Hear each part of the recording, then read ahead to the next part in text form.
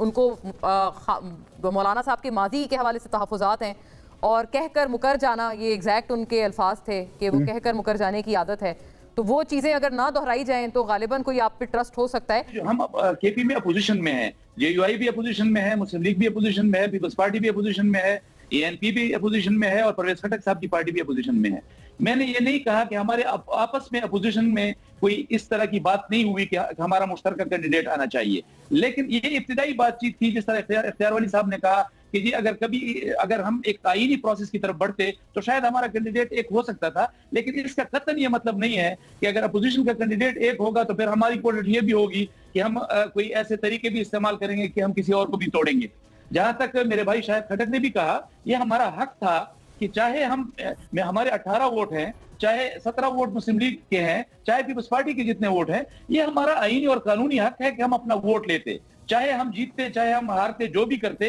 लेकिन ये हमारा आईनी हक था। जहां तक शायद खटक साहब ने एक बात की कि जी वो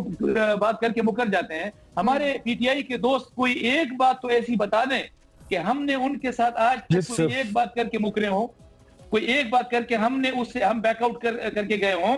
आप 26वीं आईनी तरमीम पर देख लीजिए, 26वीं आईनी तरमीम पर आखिरी रात तक पीटीआई हमारे साथ ऑन बोर्ड थी। जब आखिरी मुलाकात हमारी आखिरी मुलाकात जब पीटीआई के लोग दोस्तों के साथ हमारी हो रही थी 26वीं तरमीम पर, आमिर डोकर साहब उनके साथ आए, तो उन्होंने एक जुमला उनको कहा था कि आप कभी किताबें इधर खोलते हैं, कभी किताबें उधर खोलते हैं। ये जो कुछ मौलाना साहब ने इस वक्त तक आपके साथ किया है और अभी जो बताया गया है, मौलाना साहब ने आपके गले बचाए हैं, शुक्रिया अदा करें मौलाना साहब का। ये अल्फाज थे उनके। आप इनसे पूछिए कि 26वीं आईनी तरमीम की मंजूरी होने के बाद आपके अपोजिशन लीडर उमर अयूब साहब ने ये ऑन रिकॉर्ड बात की थी, मौलाना साहब को खराज तहसीन पेश किया था, असद कैसर साहब ने खराज तहसीन पेश किया था, अली जफर साहब ने खराज तहसीन पेश किया था, बैरिस्टर गौहर खान साहब ने खराज तहसीन पेश किया था। अगर उन्होंने तरमीम की मंजूरी से पहले किया हुआ था तो शायद आपकी बात हम मान लेते। मंजूरी के बाद उन्होंने बयानात दिए हैं, पार्लियामेंट के फ्लोर पर दिए हैं, तो सबसे पहले मौलाना साहब पर तनकीद करने से पहले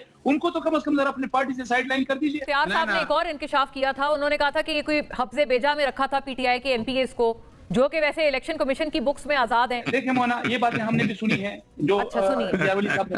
हमने सुनी है, लेकिन बात देखें, अगर जमीयत उलमा का, अगर अपोजिशन का ये इस तरह का कोई इरादा होता तो फिर आपको 2018 की तरह जहाज भी उड़ते हुए नजर आते, फिर आपको आजाद लोगों से भरे हुए भी नजर आते, फिर आपको फुर्तियां भी नजर आती, फिर उसके बाद आपको हुकूमतें बनती हुई नजर आती।